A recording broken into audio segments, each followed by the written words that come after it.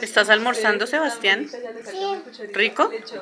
Te está sonando el teléfono. Contesta. ¿Quién te hizo el almuerzo? Déjalo almorzar.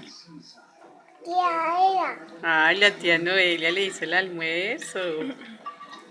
¿Y le gustan las papitas a la francesa?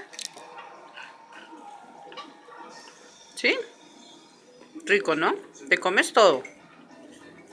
¿Cómo Sebas que ya me dio afán? Pero no hay carro. Si no come, no hay carro, ¿no, señor? Entonces, cómase El carro no todo. lo dejo subir. El carro es más bravo. Estaba espectacular, como diría Héctor Carlos.